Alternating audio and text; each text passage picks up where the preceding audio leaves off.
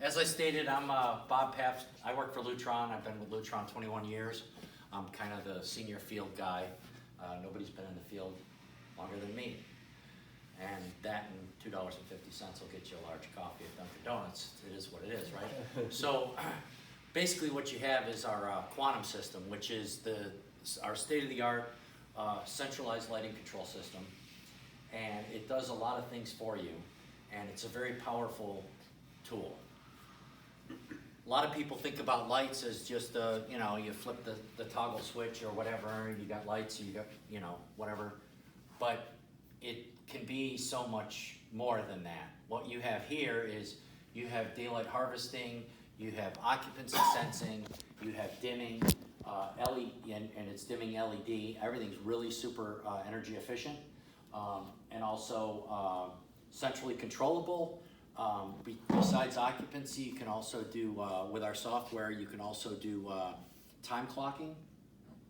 And time clock can be both kinds of time clock, meaning that you can set things to actual times, like 7 a.m., 6 p.m., whatever. Or, for example, a good example is exterior lighting. You can have all your exterior lighting come on at sunset and turn off at midnight, or go down to less lights at midnight, or some such thing. It can be a combination of both. And the processors and stuff have tables in them that can determine the sunrise and sunset for this place all year round. So, sunrise and sunset moves around, your daytime gets shorter and longer. The system takes care of that. In a perfect world, once everything settles down, usually in the first month or two, things settle down, you probably won't even touch the Lutron system. If it's programmed to everyone's liking and whatever schedules are in there, it won't be something that you'll have to mess with on a daily basis for the most part. Or you could get super into it and you could play with it every day. It's one of those kind of things.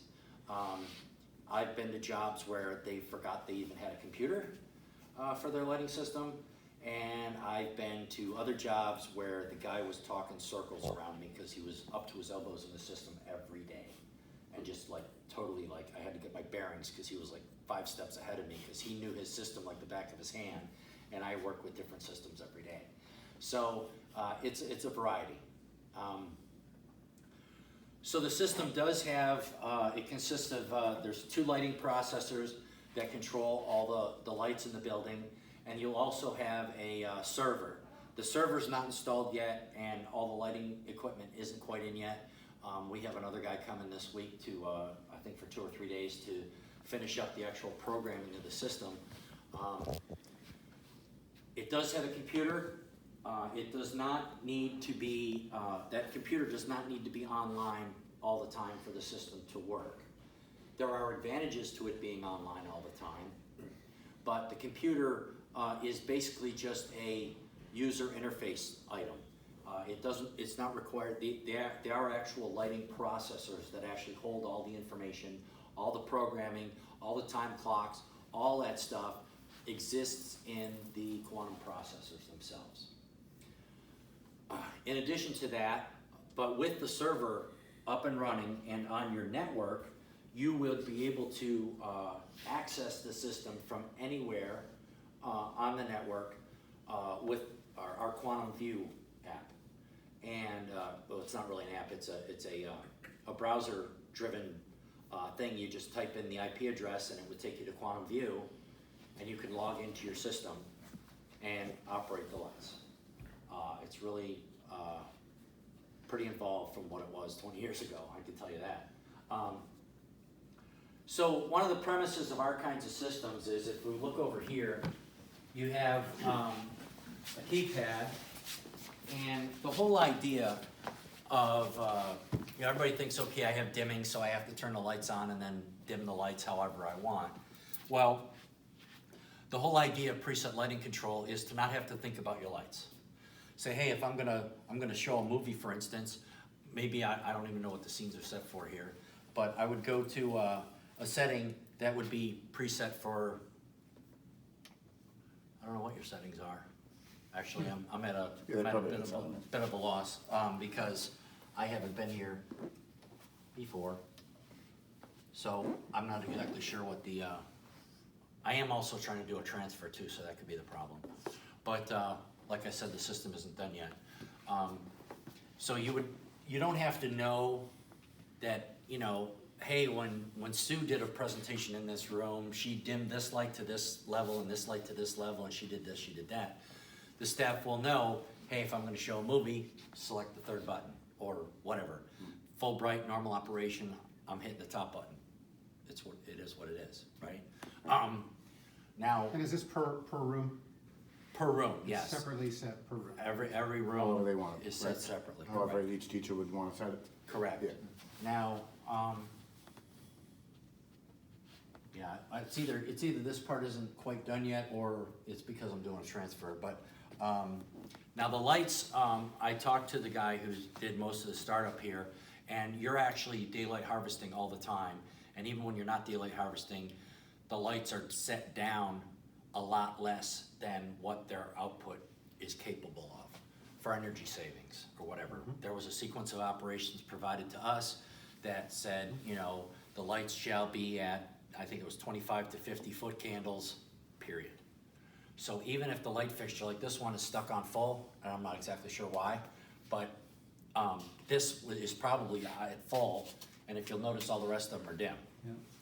And that's by design. Oftentimes, people don't like that, but that's something that you guys can determine whether or not you want to change it or not. But it does save energy. But that said, LEDs are very efficient anyway. So 6 of one, half a dozen of another. Any questions so far? But we can, we can adjust that centrally for the whole building if we want to. If the teachers complain that the normal setting is always too dark, we can bump that up to whatever we want. That's true. You'd have to do it by space, by room. You'd have to say this one, I want it to be whatever, and you have to be sure Okay, to just adjust do it. that times all the rooms. Right, or you can completely disable daylighting, so it'll always go to the brightest that it could possibly be. And that's all just a click in the app, in Quantum View. You would just go to the area, go to daylighting, you know, disable daylighting, and the lights will get brighter. Who's gonna be in charge of that for this building? Like when teacher complaints about light? I'm sure I'll get the first call. That'll be Mike.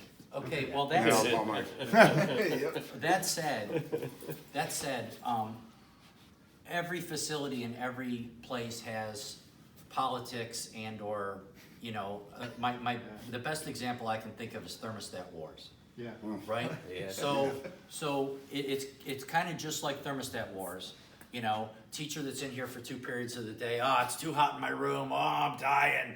And then, you know, the other people that use the room, it's stinking freezing in there, you know? So I would strongly recommend that whoever the powers that be may be here at the school, that you don't necessarily open Pandora's box yeah. by saying, hey, we have a fully programmable lighting system. How would you like your lights? Yeah, yeah. Oh, you will be programming every day till the cows come home, right? And if it's like most schools, a lot of teachers move from room to room. Like, hey, I teach a couple periods here, and then, you know, after lunch I teach this other class in this other room, and you are just a big old can of worms. Yeah. It's much better to have a centralized policy or settings or whatever, and just tell people this is what you got. Right. And if it's a universal, hey, we don't like this, then universally change it. Try to keep consistency. That's another thing, right? So everything's programmable and changeable, but especially in a place like this where people move around, you want to have consistency. So if I press button number 2 in this room, it's going to be the same as when I press button number 2 in that room. Yeah. You shouldn't have to relearn the room every time you walk into one. That's the upside, that's a potential downside to a programmable system. If somebody does open Pandora's box, you know, and Mr. Jones, the math teacher or whatever, is all freaked out about the lights, and you make accommodations for him, well, now the building's out of kilter, and you've started that spiral into tweaking the lights all the time. And inside of a year or two, it'll be a nightmare. So that's just my 2 cents on the whole thing. You might have consultants for lighting and whatever that have already determined. I don't know who determined the the sequence of operations, but somebody that knew lighting did, because they put things in there that, you know, they specifically wanted or asked for. So you might want to refer to whoever that was, the consultant or the engineer or whatever, if the school isn't happy with it. So, any questions so far? Now, to program this, oh, sorry, Bob. Go ahead, no, go To program the settings on that switch over there, you do it all on the computer end? You don't do anything in the classrooms? That's very true, right? Okay. Some of our simpler systems, you can make some simple adjustments and save the settings at the keypads, but with the quantum system, it's all done with the computer or with Quantum View. Okay. That said, the actual button programming can't be changed in Quantum View, but it's usually scene-based, right? Scenes are presets for the room, right? So if I know that this is scene 1, scene 2, scene 3, scene 4, I'm not actually programming the button, I'm just gonna change the scene. This is always gonna select scene 1, 2, 3, 4, you know what I mean? Yeah. And if I change what scene 2 is, then I have effectively changed the button. Yep. So that you can do in View. You can say, okay, I wanna adjust scene 2, come in, boom, boom, boom, adjust scene 2, voila. In here you have wireless occupancy sensors. Looks like there's, are there 2 in here? Yeah, there's 2 in here, 1 down there, 1 here. We'll see QSMs here somewhere. They're spread out throughout to be the receivers for our wireless devices. And this room does not look like it has daylighting in it, or does it? I don't see a daylighting sensor. And it might not. It depends on which side of the building this is. If it happens to be north, I doubt that they would have done daylighting on the north side. Yeah, I'm just guessing. I'm an expert on your building now for about a half hour. So Will either aux sensor turn on all the lights or just the lights of that half of the room? it'll turn on the lights for the whole room. You know, and they both have to time out for the lights to go out. Okay. So it's got logic that way. Now, the guy who did the programming here told me that they had set some pretty intense conditional logic on scene 3, or button 3, to disable occupancy because button 3 was gonna be their audiovisual scene. And that really wasn't necessary, but he did it because it was in the sequence of operations, so that's what they bought, that's what we were told to do. But essentially, we could turn the lights off in here and show movies all day. And as long as there are people in here, the lights aren't gonna pop back on because of occupancy sensors, okay? So basically the way occupancy works, and this comes up on punch lists from time to time too, so I'll go over it with you guys, is I don't even know, do the lights come on automatically here when you walk in the room, or are they just set for vacancy? They do come on automatically? I believe so. Okay. Yeah, they do. Yeah. Okay. The punch list item that comes up is the occupancy in my room doesn't always work. That is almost always exactly how the punch list item is listed. And it'll say room such and such, such, occupancy sometimes doesn't work, okay? But really what it is a misunderstanding as to how occupancy works. So let's say these are set at the factory default at 15-minute timeout. That means the room has to be vacant for 15 minutes and then the lights will go out, okay? But if I'm a conscientious individual and I'm a normal human being, I might hit the off button on my way out, right? That's what normal people do. If I come back in the room 5 minutes from now, the lights aren't gonna come back on automatically. And people will be like, but when I came in this morning, the lights came on automatically, I don't understand, right? Yeah. But they don't realize that that has to time out. And it has to work that way, or the lights would come on in the middle of your movie, like we were just talking about, right? So the occupancy sensors only tell the lights to do something on a change of state. When it first goes occupied and when it goes unoccupied. But in the scenario where somebody hits the button on their way out and then they come in 10 minutes later, that is still indicating occupied. It never went unoccupied, it's not gonna turn the lights back on automatically. just so you're aware, when that comes up, and it more than likely will if they've never really had occupancy sensing before, and that is normal, and as you can see by, you know, in the explanation, it makes perfect sense that it does work that way. Because if the off button reset your occupancy, then if you're watching a movie, the lights are gonna come on in your movie. Yeah. That goes back to the conditional logic that we didn't really need to do, but does exist on button number 3. Scenario, same thing. So, Well, should we tell teachers just never touch the off button? Just- well, no, because if No. you are leaving and you're not coming back, hitting the off button is gonna save you 15 minutes of energy in the room. Right?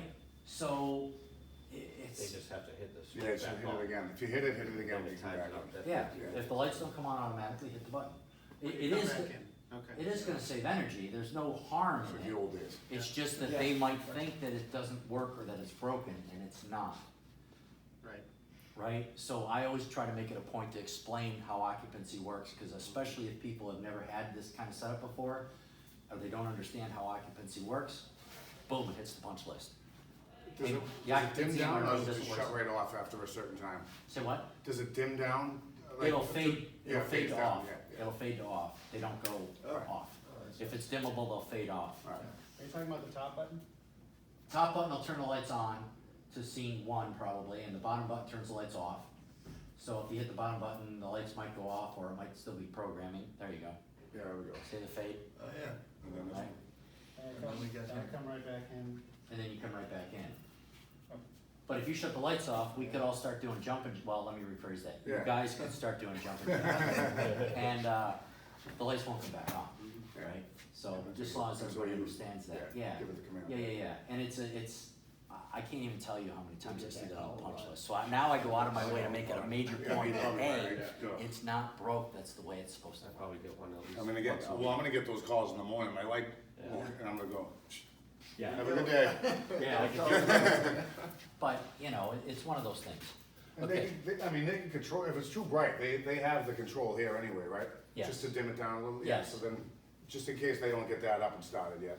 Right, They could just kinda right. Well, manually yeah, I do don't it. know what the settings are exactly here. Yeah, I assume they probably have to have their own, they'll set their own or whatever, or is it standard throughout the whole? Oh, there are building? some settings done. Yeah, the settings should be standard. Okay. We were told in the sequence of operations. So this is a scene that's set, Yeah, then it They should dimmed be the lights almost all down. the way done. I'm surprised that they're not. So, yeah, Yeah. my transfer must be done. Oh, good, we can go in there now. Yeah, which is good timing, because that's about where we're at.